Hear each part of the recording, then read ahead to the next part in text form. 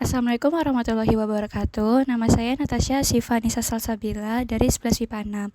Jadi pada hari ini kita diberi tugas untuk menulis dan mencari informasi tentang virus corona. Pertama, saya akan menjelaskan tentang virus. Virus adalah mikroorganisme patogen yang menghasilkan sel makhluk hidup. Virus memiliki ciri-ciri berukuran mikroskopis, parasit sejati, berbentuk oval, bulat, batang, huruf T atau kumparan, kapsid tersusun dari protein yang berisi DNA saja atau RNA, dapat dikristalkan, dan aktivitasnya harus di sel makhluk hidup. 2. Bentuk virus. Meski tersusun atas struktur tubuh yang sama, virus memiliki bentuk yang berbeda. Bentuk-bentuk virus yaitu 1. Bentuk tubuh bulat, dimiliki oleh virus-virus penyebab penyakit AIDS, Ebola, dan influenza. 2. Bentuk tubuh oval, dimiliki oleh virus penyebab penyakit rabies. 3. Bentuk tubuh batang, dimiliki oleh virus TMV. 4. Bentuk tubuh polihidris, dimiliki oleh virus adenovirus penyebab demam. 5. Bentuk tubuh huruf T, pada bakteriofag. Virus menyerang bakteri E. coli. 3. Struktur virus. Virus terdiri atas kepala, leher, dan ekor. Pada kepala terdapat kapsid, yang dimana dalamnya terdapat asam nukleat, DNA atau RNA. Pada ekor terdapat selubung ekor, papan dasar, serabut ekor, dan jarum penyuntik. 4. Cara hidup virus. Virus tergolong dalam parasit intraseluler obligat karena hanya dapat hidup di dalam sel yang hidup. Artinya, jika sel tersebut mati, virus tidak akan mati, melainkan mengkristal. Sel hidup yang ditupangi virus disebut sel inang. Untuk mengetahui inangnya, virus menggunakan sistem Loci atau kesesuaian. 5. Perkembangbiakan virus. Perkembangbiakan virus dibagi menjadi dua, yaitu daur litik dan lisogenik. 1. Daur litik. Daur litik terjadi karena ketahanan sel inang lebih lemah daripada daya infeksi virus. Akibatnya, sel inang akan pecah dan mati, serta akan menghasilkan virion-virion baru.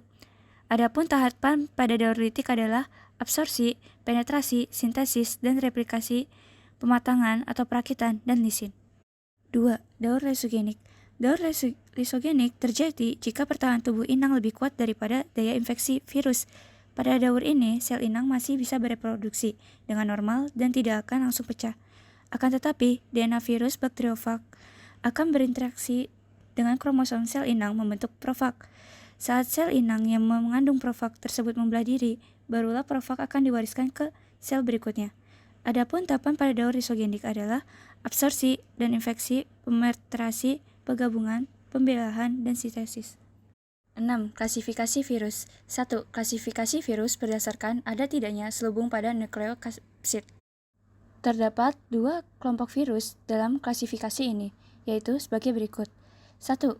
Virus berselubung, yaitu virus yang selubungnya terdiri dari lipoprotein dan glikoprotein. Contohnya, poxivirus, herpesvirus, togavirus, rhabdovirus. Virus telanjang yaitu virus yang tidak memiliki selubung pada nukleokapsidnya. Contohnya papavirus, adenovirus, coronavirus, dan reovirus. 2. Klasifikasi virus berdasarkan jumlah kapsomernya. Terdapat 5 kelompok virus dalam klasifikasi ini, yaitu sebagai berikut. 1. Virus dengan 32 kapsomer, contohnya parvovirus. 2. Virus dengan 60 kapsomer, contohnya picornavirus. 3. Virus dengan 72 kapsomer, contohnya papavirus. 4. Virus dengan 162 kapsomer, contohnya herpesvirus. Dan 5. Virus dengan 252 kapsomer, contohnya adenovirus. 3. Klasifikasi virus berdasarkan jenis sel inangnya. Terdapat 4 kelompok dalam klasifikasi ini, yaitu sebagai berikut. 1. Virus penyerang bakteri, misalnya virus T. 2. Virus penyerang tanaman, misalnya TMV dan tungro. 3. Virus penyerang hewan, misalnya virus rabies dan flu burung. 4. Virus penyerang manusia, misalnya polio, HIV, dan flu. 4. Klasifikasi virus berdasarkan tipe genom dan replikasinya. Terdapat 7 kelompok dalam klasifikasi ini, yaitu sebagai berikut. 1. Virus tipe 1 memiliki DNA utas ganda dan reproduksinya dengan secara replikasi. Contohnya herpesvirus. 2. Virus tipe 2 memiliki DNA utas tunggal dan reproduksinya dengan cara replikasi. Contohnya virus MVM. 3. Virus tipe 3 memiliki RNA utas ganda dan reproduksinya dengan cara replikasi. Contohnya reovirus. 4. Virus tipe 4 memiliki RNA utas tunggal positif dan reproduksinya secara replikasi. Contohnya virus polio. 5. Virus tipe 5 memiliki RNA utas tunggal negatif dan reproduksinya secara replikasi. Contohnya virus rabies. 6. Virus tipe 6 memiliki RNA utas tunggal positif dengan DNA perantara dan reproduksinya secara transkriptasi balik. Contohnya virus AIDS. 7. Virus tipe 7 memiliki RNA utas ganda dengan RNA perantara dan reproduksinya secara transkriptasi balik. Contohnya herpanovirus. 5. Klasifikasi virus berdasarkan jenis asam nukleatnya. Terdapat 2 kelompok dalam klasifikasi ini, yaitu sebagai berikut.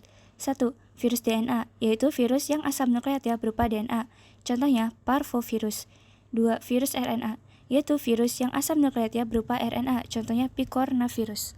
6. Klasifikasi virus berdasarkan bentuk dasarnya. Terdapat 3 kelompok dalam klasifikasi ini, yaitu sebagai berikut. 1. Virus bentuk iksohedral, memiliki sumbu rotasi ganda dan tata ruangnya dibatasi oleh 20 segitiga sama sisi. Contohnya virus polio. 2. Virus helikal, memiliki satu sumbu rotasi, bentuk yang menyerupai batang panjang, nukleokapsidnya tidak kaku, dan berbentuk heliks. Contohnya virus flu. 3. Virus kompleks, memiliki struktur lebih kompleks daripada jenis virus lainnya. Contohnya virus cacar. Yang terakhir, ada penyakit yang disebabkan oleh virus. 1. Cacar variola disebabkan oleh orthopoxvirus. 2. Campak disebabkan oleh morbillivirus. 3. AIDS disebabkan oleh virus HIV. 4. Flu disebabkan oleh virus influenza. 5. Flu burung disebabkan oleh Hive Pathogenic Avian Influenza virus. 6. Rabies disebabkan oleh rhabdovirus. 7. Tetelo disebabkan oleh virus NCD. 8. Mosaik disebabkan oleh TMV. Materi kedua adalah COVID-19. 1. Latar belakang virus corona. Virus corona adalah keluarga virus yang ditemukan pada manusia dan hewan. Sebagian virusnya dapat menginfeksi manusia, serta menyebabkan berbagai penyakit, mulai dari penyakit umum seperti flu, hingga penyakit-penyakit yang lebih fatal seperti MERS dan SARS. 2. Gejala virus corona. Gejala virus corona yang terbilang ringan adalah sebagai berikut. Hidung beringus, sakit kepala, batuk, sakit tenggorokan, demam, dan merasa tidak enak badan. Sedangkan gejala virus corona yang terbilang parah adalah demam yang mungkin cukup tinggi bila pasien mengidap pneumonia, batuk dengan lendir, sesak nafas, nyeri dada atau sesak nafas saat bernafas, dan batuk. 3. Penyebab virus corona. Penyebab virus corona adalah tidak sengaja menghirup percikan ludah dari bersin atau batuk penderita coronavirus. 2. Memegang mulut atau hidung tanpa mencuci tangan terlebih dahulu setelah menyentuh benda yang terkena cipratan air liur penderita coronavirus. Dan yang terakhir adalah kontak jarak dekat dengan penderita coronavirus, misalnya bersentuhan atau berjabat tangan. 4. Cara penyebaran virus corona. Seringkali virus ini menyebar antara manusia ke manusia melalui tetesan cairan dari mulut dan hidung saat orang yang terinfeksi sedang batuk atau bersin. Mirip dengan cara penularan penyakit flu, tetes cairan dari mulut dan hidung pasien tersebut bisa jatuh dan tertinggal pada mulut dan hidung orang lain yang berada di dekatnya. Bahkan, dihisap terserap ke dalam paru-paru orang tersebut melalui hidungnya. 5. Pencegahan virus corona. Kita dapat mencegah virus corona dengan cara 1. Perbanyak cuci tangan menggunakan air dan sabun paling tidak selama 20 detik, terutama sebelum keluar kamar mandi, sebelum makan, dan setelah buang ingus atau batuk atau bersin. 2. Jika air dan sabun tidak tersedia, gunakanlah pembersih tangan alkohol dengan kandungan alkohol minimal 60%. 3. Hindari menyentuh wajah sebelum cuci tangan. 4. Hindari kontak dekat dengan orang-orang sakit. 5. Tinggal di rumah jika Anda sakit. 6. Tutup mulut saat batuk dan bersin menggunakan tisu. 7. Perbanyak membersihkan barang-barang serta perabotan di rumah. Materi ketiga adalah mitigasi bencana virus corona. 1. Pengenalan protokol penanganan virus corona. 1. Jika merasa tidak sehat, masyarakat yang merasa tidak sehat dan mengalami gejala seperti demam, batuk atau pilek, sakit tenggorokan, gangguan pernapasan, diimbau untuk beristirahat atau bila keluhan berlanjut, maka segera berobat ke fasilitas pelayanan kesehatan. Yang dilakukan saat ke Vayankes yaitu gunakan masker, ikuti etika batuk atau bersin yang benar, serta tidak menggunakan transportasi massal atau umum. 2. Tenaga kesehatan di Vayankes melakukan screening pasien dalam pengawasan COVID-19. 1. Jika tidak memenuhi kriteria pasien dalam pengawasan coronavirus, maka akan dirawat inap atau rawat jalan tergantung diagnosa dan keputusan dokter di fasilitas pelayanan kesehatan. 2. Jika memenuhi kriteria pasien dalam pengawasan PDP COVID-19, maka akan dirujuk ke salah satu rumah sakit rujukan yang siap untuk penanganan didampingi oleh nakes yang menggunakan alat pelindung diri. 3. Di RS rujukan, spesimen PDP diambil untuk pemeriksaan lab dan pasien berada di ruang isolasi. Spesimen akan dikirim ke Badan Penelitian dan Pengembangan Kesehatan di Jakarta. Hasil pemeriksaan pertama akan keluar dalam 24 jam.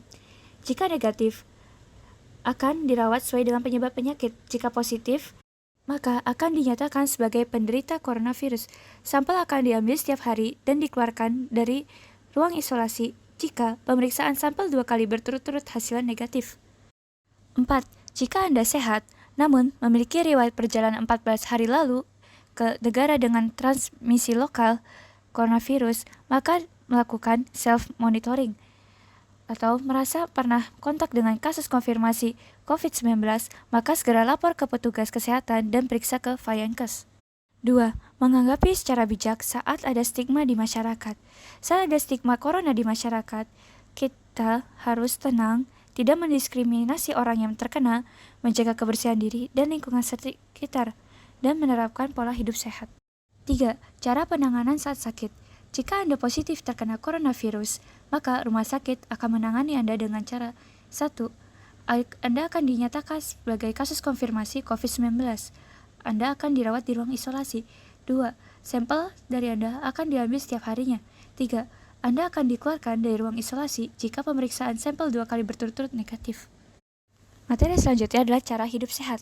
1. Menjaga kebersihan diri. Untuk menjaga kebersihan diri, kita dapat melakukan sikat gigi sesudah makan dan sebelum tidur, menjaga kebersihan rambut, mandi 2 kali sehari, cuci tangan dengan sabun, bersihkan kuku, mencuci kaki, dan gunakan pakaian bersih. 2. Menjaga kebersihan lingkungan sekitar.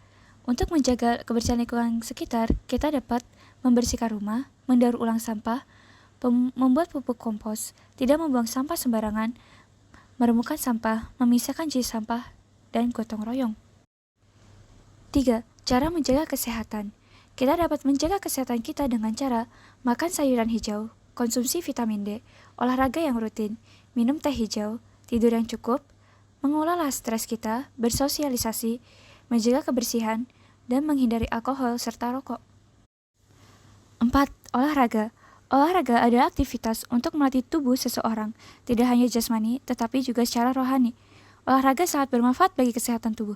Dengan berolahraga, metabolisme tubuh menjadi lancar, sehingga distribusi dan penyerapan nutrisi dalam tubuh menjadi lebih efektif dan efisien.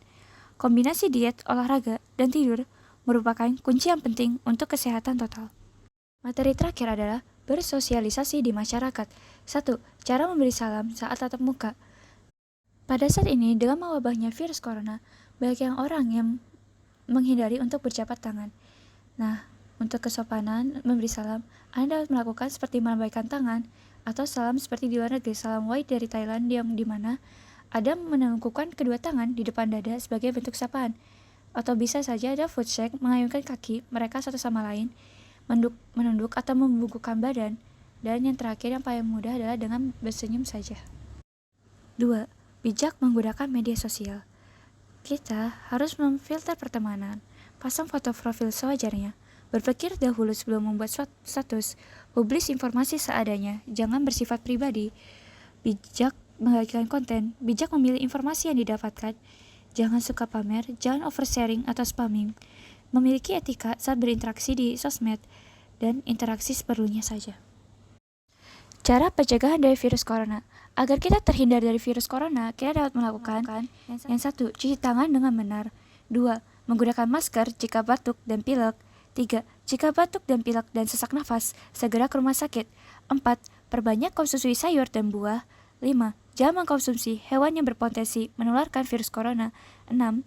Rajin berolahraga dan istirahat yang cukup. Sekian dari saya, kurang lebihnya mohon maaf. Assalamualaikum warahmatullahi wabarakatuh.